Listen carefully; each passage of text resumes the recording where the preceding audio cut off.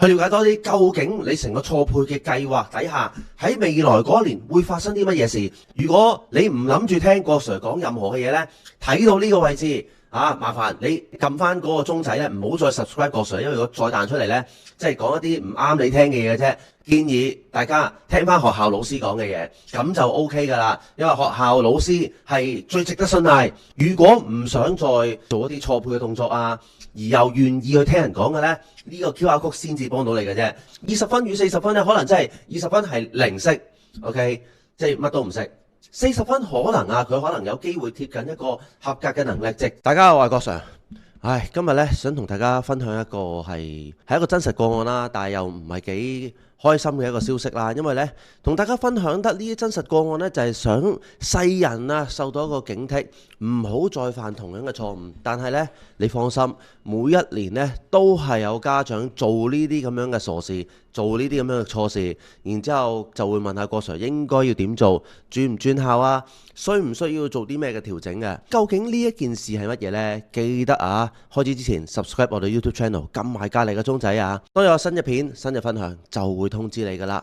咁究竟呢一個事件係乜嘢呢？嗱，呢個學生呢，郭 Sir 都跟咗好一段時間噶啦。而呢個同學咁喺成績上面呢，當然唔係好理想啦，成績麻麻地啦。咁郭 Sir 當時呢，就俾咗一個諗法佢，揾一間啱佢嘅學校去讀。而學校老師呢，一定係噶啦，即係希望入讀一啲比較叻嘅學校或者一啲能力值相對較高嘅學校呢，咁可以做靚盤數。哇！我哋入某一間學校嘅入學率或者人數係好多好多好勁嘅，咁都會慫恿你去揀嘅。特別咧喺一啲年份人數比較少嘅時候，咁令到呢佢哋好似勁多 Band 1，或者呢就算唔係 Band 1，佢哋一啲 Band 3嘅同學都入到 Band 2學校。咁家長呢，有一個錯覺咯，係咪即係代表我哋係冇 Band 3嘅學生呢？事情又嚟到啦，究竟我哋係睇緊 Band 1嘅學校定係 Band 3嘅學生呢？學校有冇 banding 就嚟自呢一度啦。你覺得嗰啲係 Band 1、2、3嘅學校，而你入咗某啲學校，你就係某個 banding 嘅學生，咁咪即係令到全港排名嗰件事係摧毀咗，完全係唔成立咯。但係去到最後，即係用成績說話嘅時候，你個成績係點呢？結果我就話俾佢知啦，一早讀唔會讀唔到，亦都唔會入唔到，機會亦都好大嘅。問題啦，係讀唔讀到呢？有好多時家長有一個僥倖嘅心態，又或者望子成龍啦，我哋叫做希望呢，佢升到中學嘅時候呢，環境改變咗，老師改變咗，周遭嘅同學又改變埋，可能呢有啲新景象，成績呢有啲突破。但係我又問啦，如果呢一件事唔突破嘅話，點算好呢？去到呢個情況，你可能都話希望在明天啊嘛，聽日發生咩事冇人會知嘅。但係現實擺在眼前，我哋呢一個真實嘅錯配事件，就係希望大家喺自行選校階段揀學校之前，真係要諗清楚，要三思而後行，就係咁解。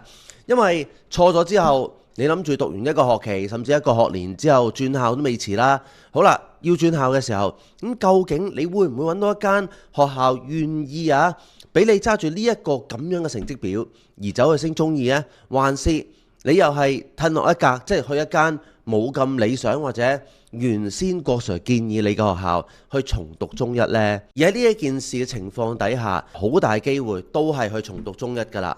因為考完第一個測驗甚至乎第一個考試呢，成績上面呢都係100分裏面可能攞到2成嘅分數啦。2成嘅分數，你覺得有啲咩學校願意去接收一個升班嘅學生呢？應該就唔會噶啦。去到呢度，大家都估到噶啦，應該去到咁上下要轉校嘅時候，郭 Sir 只能夠俾翻原先喺1年前俾你嘅建議，你去嗰度問下有冇位願意去收你啦，又或者問下可唔可以收重讀嘅同學啦。喺呢個情況底下，又或者啦，喺相對冇咁高 banding 嘅學校，喺學位上面呢，相對地係可能係充裕啲，或者佢哋願意去接收一啲轉校生扣門生咁樣嘅。咁樣我哋叫唔叫白白咁花咗1年去浪費咗佢呢？呢件事就睇下你點睇啦。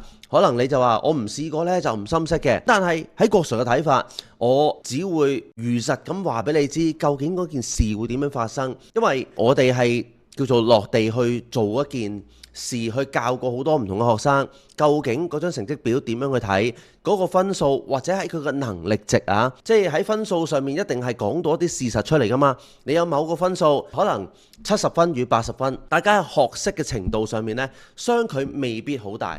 但係20分同40分呢，喺成個差距度呢就好大啦。20分與40分呢，可能真係20分係零識，OK， 即係乜都唔識。40分可能佢可能有機會貼近一個合格嘅能力值，只不過考核嘅範圍、考核內容、深淺程度未必咁合適呢個同學。佢有一定嘅小基礎啦，唔一定好鞏固啊，即係40分應該就唔鞏固，但係有小基礎。咁呢個就係一個好大、好大、好大嘅鴻溝嚟㗎啦。大家真係一定要留意一下，如果唔想再做一啲錯配嘅動作啊，而又願意去聽人講嘅呢個 QR code 先至幫到你嘅啫。如果你唔諗住聽郭 Sir 講任何嘅嘢呢，睇到呢個位置麻煩你撳翻嗰個鐘仔呢，唔好再 subscribe 郭 Sir，因為如果再彈出嚟呢，即係講一啲唔啱你聽嘅嘢嘅啫。